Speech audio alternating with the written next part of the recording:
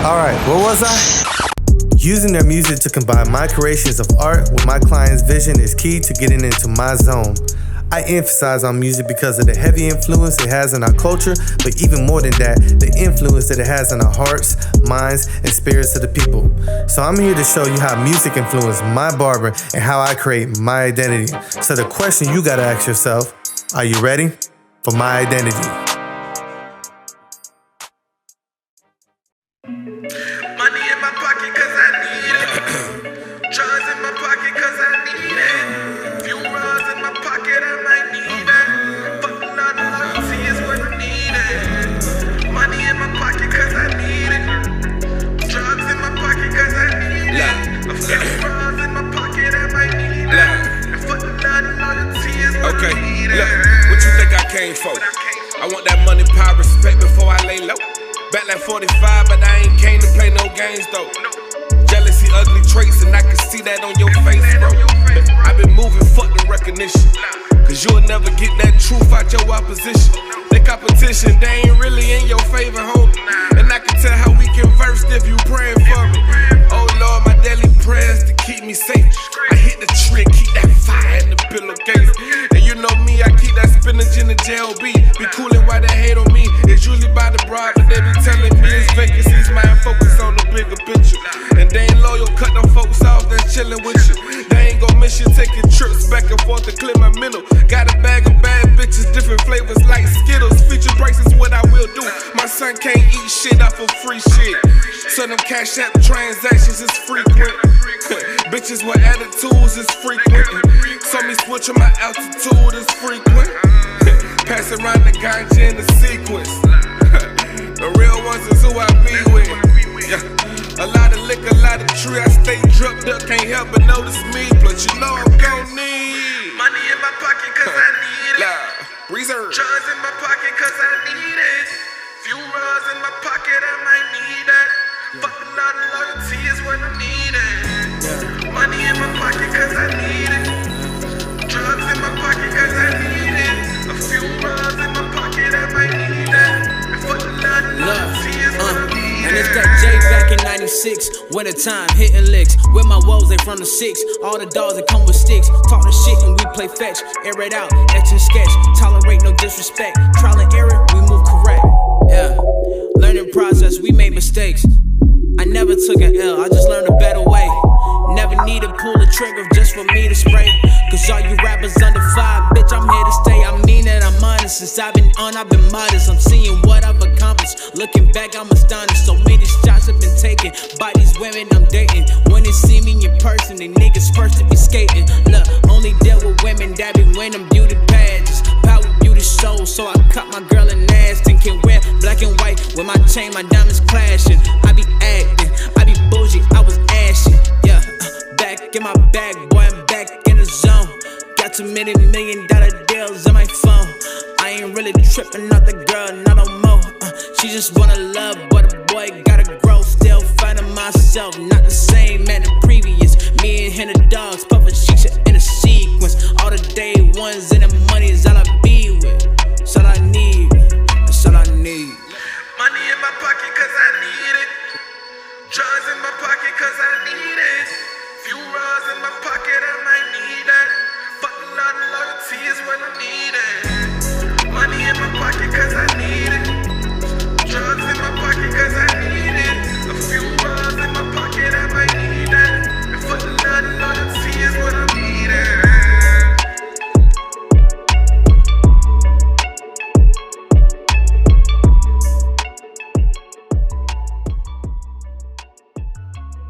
Good day, people, man. This is the first episode of My Identity, and today I want to give a special shout out to OSG Breeze and Aspen Martin, man. They did an awesome, phenomenal job with the performance. Caught a lot of vibes, created cool art, and today we're here to give a nice interview and get to know these gentlemen here. So, gentlemen, how y'all doing today? Man, you know, blessed. That's what's up, man. That's what's up, man. Y'all had a good breakfast? Y'all good? Yeah. You know, y'all ready? Okay, that's what's up, man. So. Yeah. Let's get into it, man. So, what made y'all get into what y'all doing right now, man? You want to go first? Yeah, welcome first. I've been dealing with music like all my life. Like, you know, my mom used to play music when I was in her room. You know what I'm saying? Started singing in the church choir when I was about like 3 or 4 years old. And the love from it just expanded from there. You know what I mean? Ever since then, I've been like trying to write music or whatever. Like I started writing around like 9 or 10. Oh, I couldn't even read at the time. No cap. No, seriously, man. Like I started doing that shit when I was like 9 or 10. I remember I had you remember Sega Dreamcast, right? Right, yeah. Alright, there was this game called Sega Rally 2. And whenever you would go into like one of the option menus, like one of the coolest, chillest, like smooth jazz type shit we'd be playing. Right. And I was actually trying to write to that. To the leave beat. that thing on pause. I would just leave that shit on pause and I'll just write. And you know, I'm saying about some shit that I can't really. You need to find that game and get it sampled. Yeah. That's it. Yeah. It's a kind of hard. It's a hard ass sample. Like no cap. But you know, I've been doing that since 2019. I think you can make it happen. Oh yeah.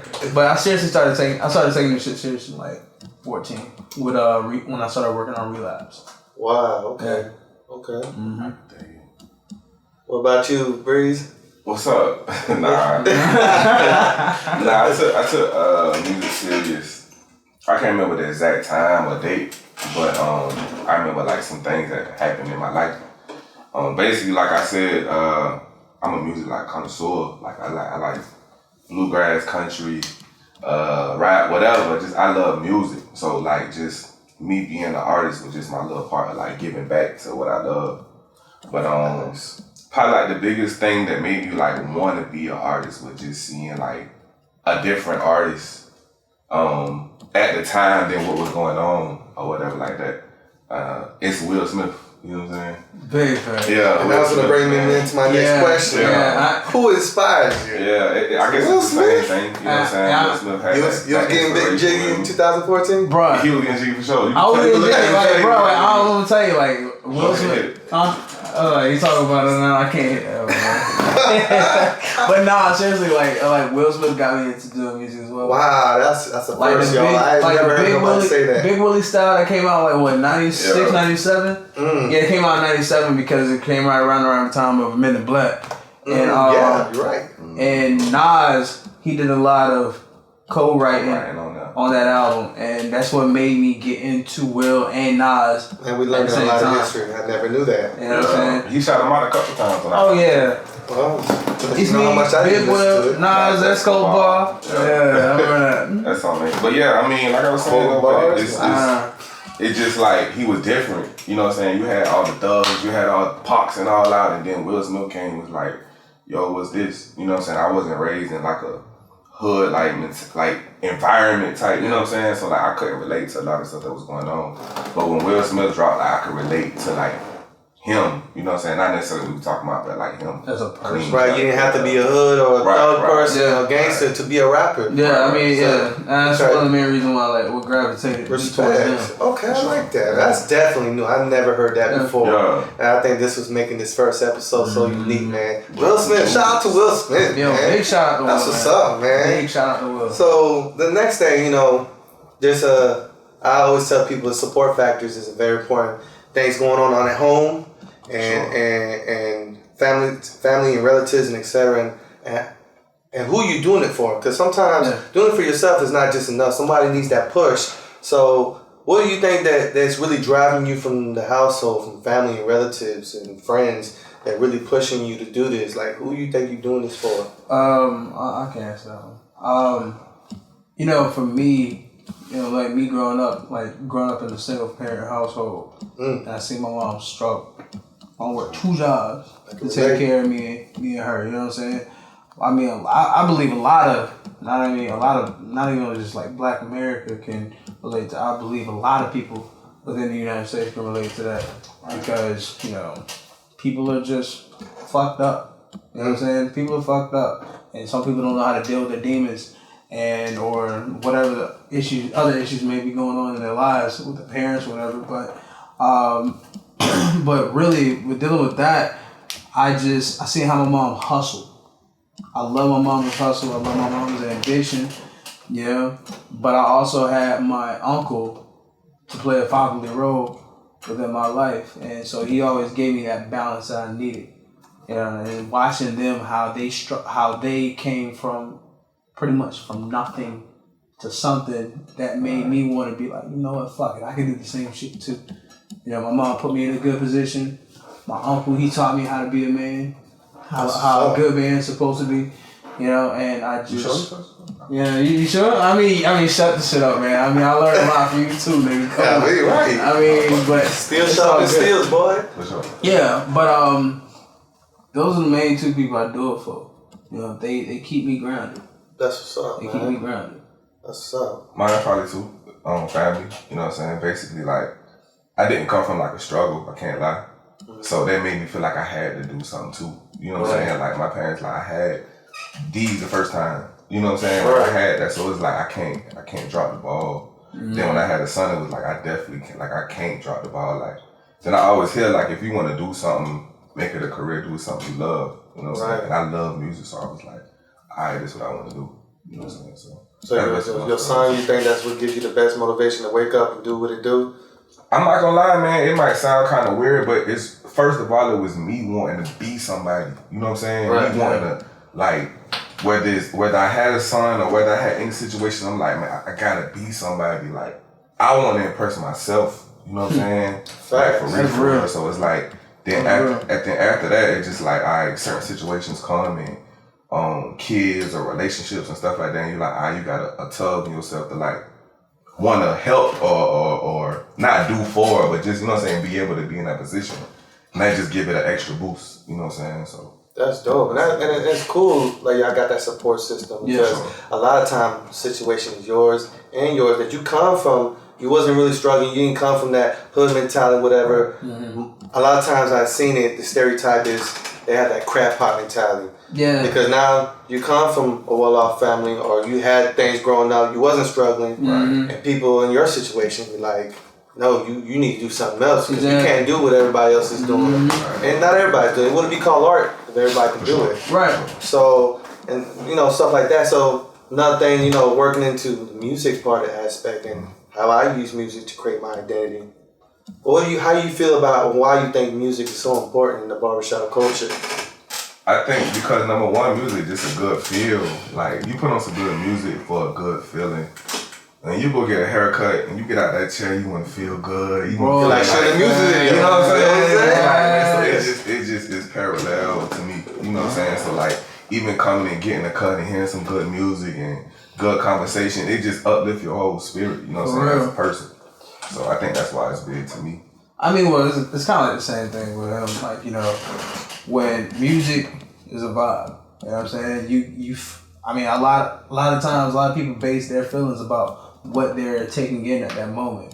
You know what I'm saying? If you listen to a lot of negativity shit, a lot of people, they're going to have more of a pessimistic like tone or feel about themselves. Right. I seen this shit, you know what I'm saying? The vibrations. That vibration shit is really real. Right. It's like in the military. We call cadence for a reason when we're up running. Yeah. You have to get that rhythm and feeling. You put energy into people, they're going to want to perform. Yeah, I mean, it's just like, it's kind of like it's just like that. You know what I'm saying? How people went, like, in the movies, and it's like a big war scene that's about to go down, and then like it creates a cinematic. It creates that cinematic feels like, we're gonna get out there, we're gonna do what we gotta do. Hoorah! Yeah, you know what I'm saying? It gives people morale. Right. You know what I'm saying? Music gives people morale. And then, you know what I'm saying? I think I hit that on the head. And then whenever I come in here, I'm gonna tell you right now, whenever I come in here, my nigga, and I hop into that chair, and when I get my cut. Love, bro. Bro, when I get out, I feel like a whole new man. I feel like a whole new nigga. I'm just like, okay, all right, man. Let's play some jiggy shit. Get out of the chair, get like a city boy. Exactly, city boy season, nigga. City boy season. Get your life straight like for real. That's what's up, man. It's synonymous, man. You need that shit. Right, facts, man. And going into that about coming in feeling good, man. Just talk about the importance of working on your craft. Ooh. Like, I feel like my craft is very important in what I do, and the sacrifice that come with it. Yeah. So what do you think in your own personal life, what y'all sacrifice to get where y'all at, and to show people like this ain't just an overnight process? I mean, I can tell you right now, I sacrifice a lot of time. I sacrifice spending time with my family. You know, like my mom was out of town not too long ago. She hit me up. She's like, "Why you ain't come over to blah blah blah? You supposed to come down to Florida? Like your aunt's been asking about you." But I'm like, Tell I'm her busy. FaceTime you. I'm like, but she ain't got. I'm sorry. She ain't got no iPhone. Asshole. She ain't got no iPhone anyway, so she's a team Android. But yeah, but it's like, you know, I spent a lot of time like either in the studio or at the house working on music or working on a business that I'm on the logo, you know what I'm saying? For sure. You ain't gotta tell, but never tell the right hand what the left hand is doing. Yeah. Facts. So, and I mean, relationships, oh God, that shit put a strain on my relationships. Yeah. It put a huge strain on my relationship because I would have I was with this one chick for about like a year and a half or so, and I learned a lot just by being with her because, you know, shorty had like, you know, some status too, but I wasn't able to do all the things I needed to do as a man. Right. You know what I'm saying? Because I was too busy like focusing on this. Respect. You know? Okay. She, don't get me wrong, she respects it too because she also still helps me out on some business shit. You know what I'm saying? And I appreciate that. You know, but at the end of the throw that in, you was gonna get in trouble. Yeah, for real, I had to. Man, for real. But it's like, you know, I made a lot of sacrifices, and if I ever had a chance to do it all over again, I'll probably do the same shit. Probably do it harder. It probably would be harder. It'll probably do it harder this time. Yeah. What about you, Breeze? I don't know, man. I'm always like wild card, man. I feel like when you got a way that you want to go, everybody not gonna understand it. Exactly. It's not meant to. Right. They may see like, oh, you may feel like you sacrificing this. At the end of the day, you just doing what you got to do because you know where you're going at. You know what I'm saying? Right. So with me, that's all it is to me. Like I know where I'm going. I know who I got when I get there. Just hold on, it's gonna pay off. I could promise you the world. I could, man, just work with me. I'm sacrificing. Man, look, I'm just gonna do this. You feel me? Yeah. I'm gonna make it happen. I'm gonna bring it back home. Then what you gonna say? It's like I'm gonna do it with or without you. Right. You know what I'm saying? And that's really, no, not necessarily that, man. man. I'm gonna do it, but it ain't like without you. I'm gonna do it. Like, right. I don't know. My whole thing in life is just perception. Like how I look at things sometimes is totally different than a regular person. Because like I may look at a 6 from this way, on the other side it's a 9. So who's wrong? Who right? You feel me? So everything is just a perception with me. So I don't really feel like it's a sacrifice. Because then I feel bad about it. It's like I know what I'm doing and I know I got you. You feel me? And if you believe in me, or you love me, you whatever it is, you know what I'm saying? Families, or relationships, or my son, whatever, bro. Just trust me.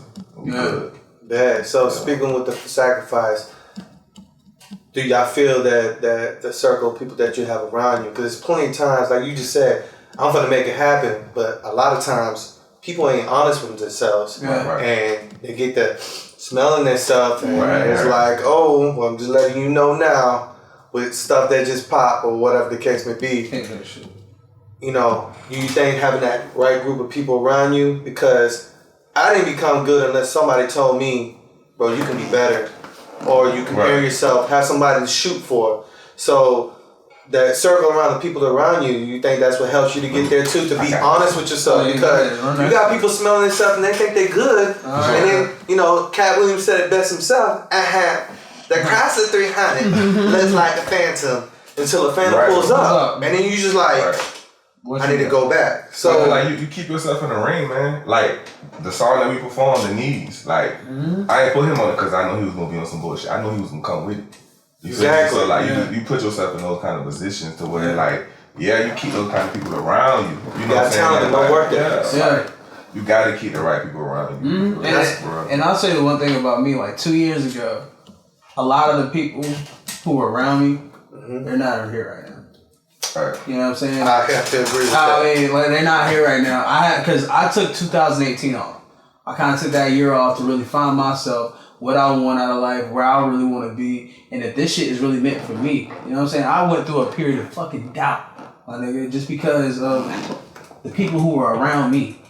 I don't like yes men. I hate that shit. Right. Tell me no. Thank you. Tell me that I suck. Tell me that shit sucks. Sometimes. You know what I'm saying? Right. I don't want to feel like. I know, like me personally. I know I feel like whenever I walk into the room, I feel like I'm that dude. And that's not on no arrogant shit. That's just me being. I mean, you supposed to, exactly. You know what I'm saying? But you still need that person in the corner. You gotta be like, hey, man, yo, you remember. shit. Yeah. Not necessarily tell you shit, but they know your potential. It's like, you could be better. You could be better. It's a documentary the Hot Boys got out, and they said that BG and Wayne used to be in 2 separate booths writing to the same song, and they used to be so hard because they knew the other one was gonna be hard. I know BG gonna come in here, so I got it. You know what I'm saying? Still, man. I love that. Yeah. I love having that people around me to push because you gotta have. You need to have that person to push because sometimes and you get that shit on your shoulder. You want to look over and be like, cutting up on here. Look real quick. Exactly. And I'll be remiss to say that didn't happen to me with my career. I got better being around other good bars, going to competition, educating myself, and knowing that, man, I have a lot to work on. Even though when I thought I was the shit, every time I go to a competition, just about every competition, I got trophies. Yeah. I get checked every time. And I'm gonna tell you, but I love it. And I go back again. I was like, I told my model, we got stuff to work on. You got shit to do. Exactly. And I'm gonna tell you right now, like me personally, whenever it comes down to me being back home in Savannah, I know nobody here that probably fucking touch me. And I'm just being totally fucking honest. But your work ethic speaks for itself. You can't sit this out, feel good, and then your work ethics don't speak for it. Exactly. Like, I mean, like, want to be a millionaire and don't work. I mean, because like the thing is with me, I only like to stay around people who's gonna make me better. I only like to be around people who's either better than me, same level, or a little bit underneath me, where they're like can grab onto me. And that same rate. You know what I'm saying? Like me and him, we basically grew up in the same fucking neighborhood. Yeah. So we already understand. We already have a big understanding of what we got. We'll be brothers. I mean, we damn near sisters. What? I mean, we damn near brothers. You know what I'm saying? But it's just like this was going the yo got it. Twin sisters get it. Shit. I'm tripping. My bad. That's what's up. But it's just like like when it comes down to it, like I'm not tooting my own horn, but I really feel like ain't nobody else can fucking touch me. Ain't nobody can touch the niggas who I fuck with. Yeah, but I'm so sick and tired of like going through town and niggas thinking they hot shit when you don't even have half the accomplishments that my niggas got, or even what I have. And it's not because we just we think we work our ass off for that shit. That's really what we network, we work our ass off. We have the right people around us. Right. You know what I'm saying? we're able to put ourselves in. Put you through the process. Yeah. People want to skip that process. Yeah, everybody want that shit like that. I have a saying in here in the shop where talent means nothing without hard work. It doesn't exist. Sure. Talent don't get you so far, but that work ethic will get you. Yeah. And I see a lot of people who have talent. And they want to give you that chance, but they want to wake up at 2:00 in the afternoon, right? And think like they made it. I wake up like 6, 10 every morning, no alarm. 7. I believe it. You feel me? I believe it. We was texting this morning. We was like, man, he better be awake. Right. It just, man, that you gotta have that kind of mentality for real, because you only get 24 hours. You know what I'm saying? So with that being said, what is a message you think you could put out here? Just not somebody just doing music, but in anything they want to put their best foot forward, and what kind of message you think? Man, work. Somebody's always gonna be better than you. I work their ass. Mine have to be check yourself. Exactly. Like keep yourself in check. Nothing against you, but I believe that. Don't always be humble, but know that you know your worth too. Right. Real. Check yourself, man. Be realistic. That's be realistic. Move and get yourself together. You know what I'm saying? That's what I believe in wholeheartedly, for sure. Mm-hmm. That's what's up, man. Yeah. Well, brothers, man, I am so happy y'all came today, man. Sure. And we definitely got to do this again. Sure. Is there any possibility that we might be seeing, an EP or mixtape y'all too? You got the one song Needs, right? You said needs, man. Well, we needs an EP and something, man. What's up? You never know, man. What's good? We both working on some things, so he got a project he's working on. I don't care. I didn't ask you that. I'm just saying. This is my interview, man. Are we getting the EP? Nah, I'm just playing. No cap, bro. If y'all want to know what get EP from, OSGBreed.com. OSG, okay. And stay updated. Speaking of that, can we get some update? Anything going on that y'all working on outside of the business, but music? Sticking with the music. I mean, I just talk about business a little bit, but right now, I just finished up a project called Everything or Nothing. 13 tracks. Got some slappers on there from front to back. Front to back. Ooh. Like ain't no cap, bro. Like I promise. So when we expecting that? You can expect it more so with Q4 of this year. So does it sound like we about to have you back on the show again? Oh hell yeah, y'all be back. Okay. Well, Breeze, what we got going on, man? Don't give me that side. I'm working on this movie right now. Where we start? What's up? I'm getting back on this label. We getting these LLCs straight. We getting this paperwork straight. We signing comedians. We signing artists. You feel me? Hold on, you didn't speed past the movie. Let's go. I mean, what's the movie you working on? Sunday in Savannah, man. It's like Friday in Savannah. That shit is hilarious, dog. Yeah. Hey y'all, be on the lookout for that Sunday in Savannah, right?